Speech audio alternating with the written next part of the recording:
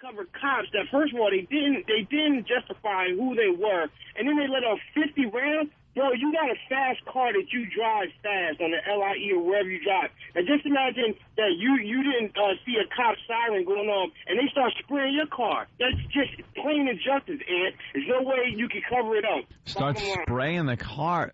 But look, I'm not going to make any judgments until there's an investigation. I'm just saying that a cop, I'm not saying in this case, I'm saying police officers have the right to use deadly physical force when they feel their lives or the life of another police officer is in danger. That's the law. They have the right. But don't they have to be right, though? Like, they have to be right that they're in danger. No. They have to have a perceived danger. It doesn't have to be a real danger. Yeah, if a grand jury, if they go before a grand jury and plead their case and say, look, I honestly thought, to the best of my knowledge and with everything I've learned in my training and everything else, that my life or the life of my partner was in danger at that very moment, it doesn't matter if it really was. Does not matter. How about if they shot somebody who was running and they shot him only because it was raining and they didn't want to get out of the car and run? All right. I'd agree with that. You can absolutely shoot. Those drops can kill you if you get outside. You could catch a death of cold. And I've been reading that the NYPD is not supposed to be shooting at cars, or what's that about? Where are we at with that? I would think it's probably dangerous to pain in the ass innocent bystanders if a car is zooming down the street and you're taking pot shots at it. I don't know, but I believe if you're drawn on a side window, telling somebody to get out of the car. Maybe Kenny would know better than this. I think a driving vehicle, but I think if a car is stopped and you draw on the window and tell the guy get out, I'm not sure. Again, if there's a threat where you perceive a threat against your life, I think you can use deadly physical force there. Yes, Kenny. Bro, I was asked for some, input on this. Vehicles. Yeah, generally speaking, you should never shoot at or from a moving vehicle. Well, that's cowboy. Right. Out west, though, down in Texas, ooh, they love it. They shoot tires out, my friend. Yeah. What's the rule on perceived threat? I think you would, like you said, to go before a grand jury, but wouldn't you have to completely justify what the perceived threat was? Like, it better make sense. Like, you can't just say, look, the guy, You have to make it seem like, you thought you were going to die. Yeah, the correct legal term is imminent danger. Imminent danger. Thank you, Kenny. All right, Kenny. No bad news today for us? I told these guys. I had more to say. Oh. No, it's easy to second guess a Monday morning quarterback everything, but when we're talking about dead people and 50 shots, not a pass that didn't. Yes. Sometimes you have to second guess it, Ken. They might turn out to be right, but you can't just fire 50 shots and have nobody go, why? No use crying over spilt milk.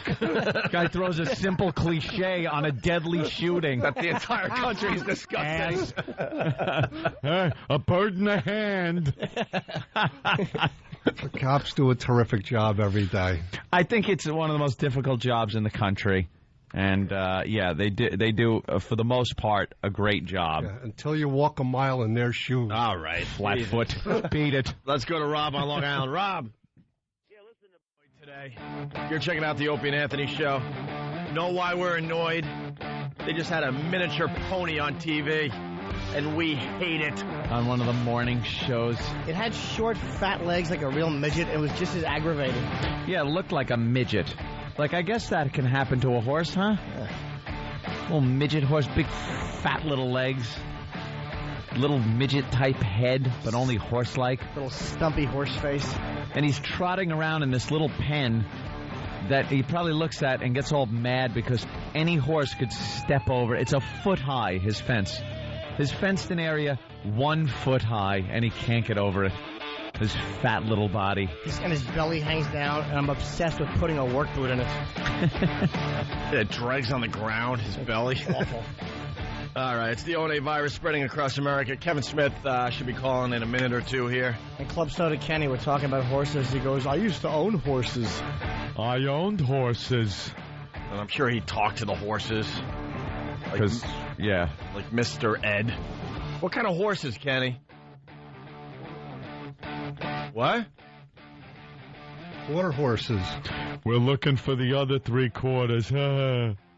No, I used to ride all my life until I was 17. I got my driver's license. I got different interests. All your life till you were 17. That's right. You realize how silly that sounds? Kenny rocks. He really does. Did you ride Western or English? No, I started English because that's what Faggot. Grandma wanted me to do. What's Really? English? Side saddle? Just about. It's the gayest thing. What is English? English riding is with the little English saddle. Yeah, but it was cool. I used to do the jumping. Yeah, you could jump with a Western saddle, too, and look like a man. Like a cowboy. Like a cowboy with a rope. I redeemed myself because I rode bareback broncs and I tried a bull once. Ooh. You Oh, rode you did? bareback? Yeah. Did you like to Fucking ride horses. bareback? Yeah. Bareback. Of course you did. Wow. Did Like you ever a put horse sweat all over you? Did you ever hang a tail over your face and go, guess what I'm supposed to be?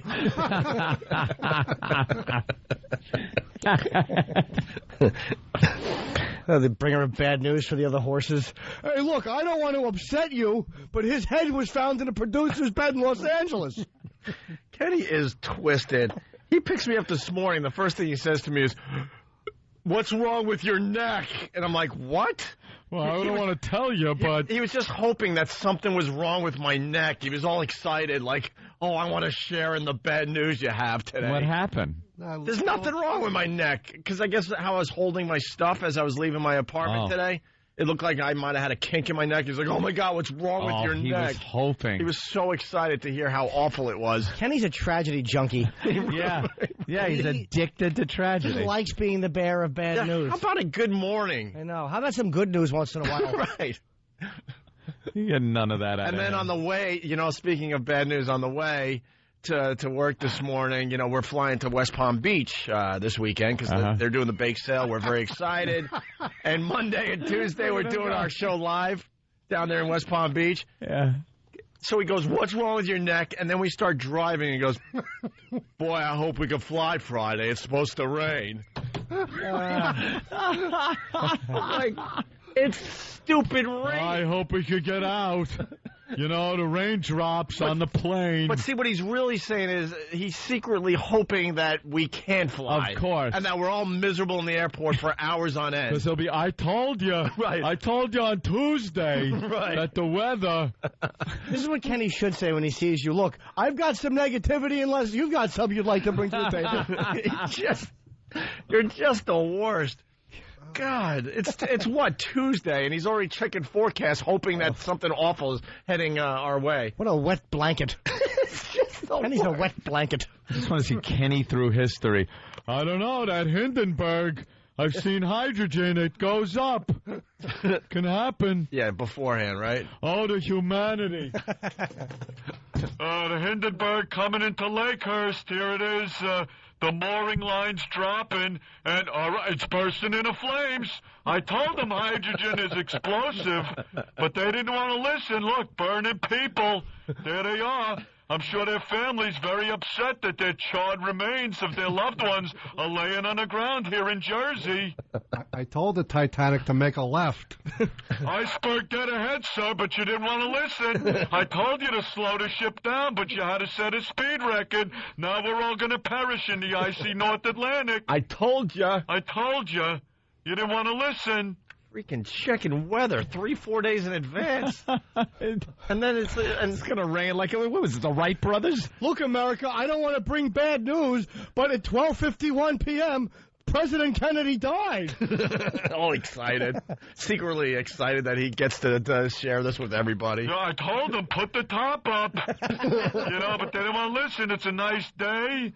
Jackie wanted to show a hat off or something. It's stupid. Now he's dead, people. They're trying to save a few dollars.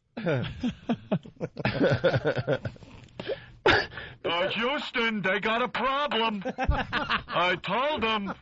13, you don't name it. You go right from 12 to 14. It's an unlucky number. And then, of course, when it's something where it's good news, I don't want to read this. Let someone else read it. Oh, it's good. Good, okay. But also he goes, the first words, I mean, you know the deal because you do the same thing. By the time Kenny sees me, I've only been awake maybe 15 to 17 minutes. And also, what's wrong with your neck? And also now I think something might be wrong with my neck. To my sleep? And I'm going to find out when I officially wake up. A rat's been chewing on it. Right. And Kenny's the best at telling you to shut up politely. Like, we all complain about the same thing. He has to hear our nonsense, and he's just good at listening. He's a good listener. Yeah. But I'll say something like, man, I can't believe I ate like such a pig. It's okay. Treat yourself. Treat yourself. You deserve it. You worked hard. Gets all excited if you start getting a little roll. He secretly is happy. Just stay away from the trans fats because they'll kill you. I knew a guy. I got a whole list of things that'll kill you if you want to hear it. And by those, he means fats that are male fats dressed in female fats clothing. Not transgendered fats. Oh. What you go and pick up at night. So that was my ride today. Come here, chubby. I'm trying to think if there was anything else. Every morning it's some just bad thing. Weather's going to be bad for our flight to West Palm Beach, and and there's something wrong with my neck that I was unaware of. You do understand planes fly above the clouds? Yeah, I know, but if there's going to be delays, then, you're going to be miserable sitting there. See? Kenny's the only person on a plane. You're going to be miserable. It actually rains on him in the plane. He's the only one. It's weather. Yeah, I fully expected it. Stewardess, umbrella, please. We could have flown out on the 10 a.m. if someone knew how to do ticketing. Oh, yeah, that one. Yeah, we've heard that one. I'm sitting in the last row of the plane. And you purposely... The worst one. Because he purposely does that. He's the martyr. No. He is the martyr. Yeah, the seat doesn't go all the way back. Look, Oh, no, it would. They just wonder, why is there a hole in the wall? I put my head back. I had to like Herman Munster flying. Kenny told me one time he was flying in first for working with Dice, and he puts his chair all the way back, and there was like the seat went all the way back, and the guy behind him was annoyed. Yeah. So the guy kept opening his newspaper and brushing the back of Kenny's hair. Oh, it could start a fire. And what did you say? You said something menacing to him on the plane. I forget, but that was like a whole big deal. The stewardess yelled at me to put my seat up, and it was coming back from... Get out of here. Tired from the weekend, and I'm like, I'm not putting my seat up. It goes back just as far, tell him to put... Have him to put his back. Because I sit in bulkheads so nobody can put their seat back. You are a bulkhead. So, and the stewardess yelled at me to put my seat up, and then the guy next to me, who was like minding his own business, I made him put his seat, because she said my seat was broken, it was going too far back. And the guy next to me, who wanted no part of the argument, I made him put his seat back to show that it went back the same length. And then the guy was so annoyed, he just kept kicking my chair and, hit me with the newspaper. What an ass. Stewardess was taking his side. So what finally happened? I just went The plane went down, all perished but me. Didn't you tell the guy to stop touching you? I probably did. All right, way to humiliate me. all right. That's You're going to bring up a fun Something story? menacing. I want to hear something menacing. No, kid, this is gentle Kenny. I don't remember. We talked I have no about it. common sense filter in my brain. All right, Kenny. Went out Thank the you. window like Goldfinger. Hey, let's say hi to Kevin Smith, a good friend of the